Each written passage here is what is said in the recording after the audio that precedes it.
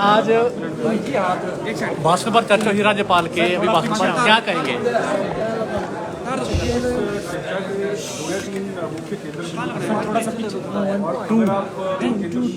अगर आप देखें तो आप देखिए कि हमारी सरकार जो है हम कंसिस्टेंटली एक ही चीज़ बोल रहे हैं शुरू से, और वो ये है कि ये व्यवस्था परिवर्तन का दौर है।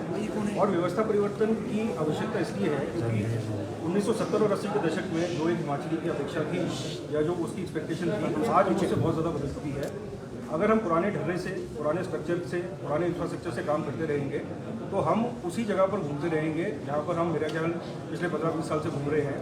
तो व्यवस्था परिवर्तन में जो आप देख रहे हैं कि जितने चेंजेस जो मुख्यमंत्री ला रहे हैं, चाहे वो इलेक्ट्रिसिटी बोर्ड में हो, चाहे वो आपके हेल्थ के सेक्टर में हो, चाहे एजुकेशन के सेक्टर में हो, उनके ऊपर जो है हमने जो ध्यान दिया वो केंद्रित किया कि व्यवस्था परिवर्तन की जरूरत इसलिए है और व्यवस्था परिवर्तन आवश्यक इसलिए है क्योंकि अगर पुराने ढंग से काम करते रहेंगे तो रिजल्ट भी वही पुराने आएंगे और वो पुराने रिजल्ट जो है वो आज किसी को उस तरीके से नहीं चलेगा। कुछ एक सवाल आपने खड़े किए हैं, केंद्र से जो पैसा देती है वो कहीं किसी के घर से लाके नहीं देती, वो हर हिमाचली का पैसा है। हम जीएसटी के रूप में जो भी हम उपभोग करते हैं, चाहे हम नमक खरीदें, कुछ भी खरीदें, एक जो है जीएसटी हम देते हैं। वो जीएसटी का हिस्सा जो है उसका एक पार्ट हमें मिल जाता है, एक पार्ट केंद्र के पास रहता है, और बाकी जैसे आपका डिजास्टर मैनेजमेंट हो गया, सीआरएफ हो गया, बाकी स्कीम्स के थ्रू जो है केंद्र से हमें आता है।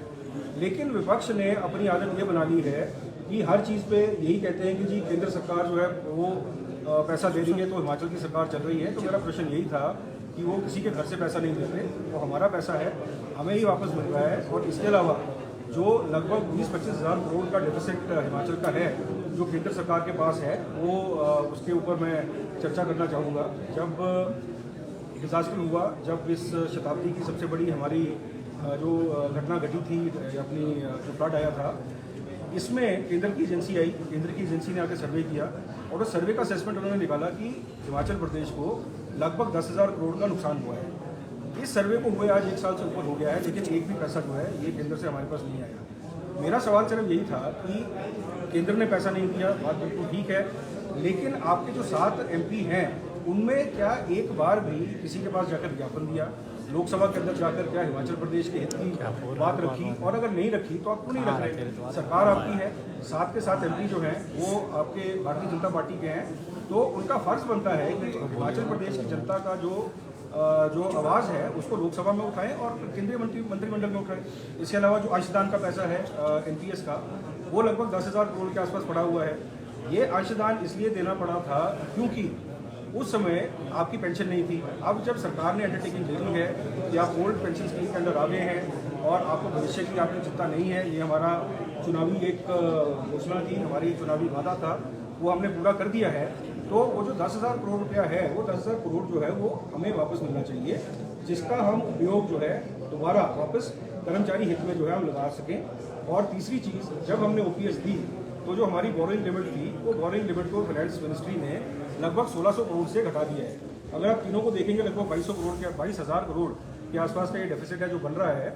और मेरी जो है नेता प्रतिपक्ष से एक ही रिक्वेस्ट थी कि कृपया आप भी आवाज़ उठाएं और आपके जो 7 चुने हुए, 4 लोकसभा से, 3 राज्यसभा से जो आपके मेंबर पार्लियामेंट हैं, उनके थ्रू आप केंद्र के साथ अब लाइजनिंग कीजिए। और अगर हमारी ज़रूरत पड़ती है, मुख्यमंत्री महोदय उनको बड़ी बार बोल चुके हैं कि हम आपके साथ चलने को तैयार हैं। सर, लाल से लाल गाल नहीं, देखिए ऐसा है कि ये सेब हमारे लिए, हमारी आर्थिकी के लिए बहुत ही महत्वपूर्ण है। 4 जिले लगभग काफ़ी हद तक जो है सेब के ऊपर निर्भर करते हैं। 5,000 करोड़ की अर्थव्यवस्था है और हमने इनका जो ट्रेंड देखा है, उस ट्रेंड के हिसाब से हमको थोड़ा डर लगा हुआ है। और वो डर इसलिए लगा है कि 2023 में जब प्रेसिडेंट जो बाइडन हिंदुस्तान आने वाले थे, उससे पहले केंद्र की भारतीय जनता पार्टी सरकार ने वॉशिंगटन सेब के ऊपर ड्यूटी 70% से घटाकर 50% कर दी। इसका खमियाजा ये हुआ कि जो इम्पोर्ट 4,450 मीट्रिक टन था, वो 19 गुना बढ़कर 1,75,000 करोड़ हो गया। अब आप देखिए कि सस्ता सेब जब बाहर से आएगा तो हिमाचली बागवान जो है अपना सेब कैसे बेच पाएगा? तो अभी श्री डोनाल्ड ट्रंप जी ने ये एक घोषणा और धमकी दी है कि जो टैरिफ आप मेरे पे लगाओगे, मैं भी आप पे वही टैरिफ लगाऊंगा। तो उसके अंतर्गत हम ये बोल रहे थे कि अगर जो प्रेसिडेंट ट्रंप हैं वो अगर प्रधानमंत्री मोदी जी के ऊपर दबाव डालते हैं सेब की ड्यूटी को कम करने के लिए, तो आप कृपया करके उनको बोलिएगा कि ये अनर्थ आप ना होने दें, क्योंकि हमारी पूरी सेब की आर्थिकी जो है वो तबाह हो जाएगी। और इसके लिए मतलब जिम्मेदार कौन माना जाएगा वो आप खुद समझदार हैं। लेकिन हमारी तहे दिल से आपके थ्रू भी मैं चाहूँगा कि आप इस बात को उठाएं कि अगर सेब की ड्यूटी स्पेशली वॉशिंगटन एप्पल के ऊपर अगर और घटती है तो आने वाला जो सीज़न है ये हमारे बागवानों के लिए एक काली दिवाली जैसा साबित होगा। धन्यवाद।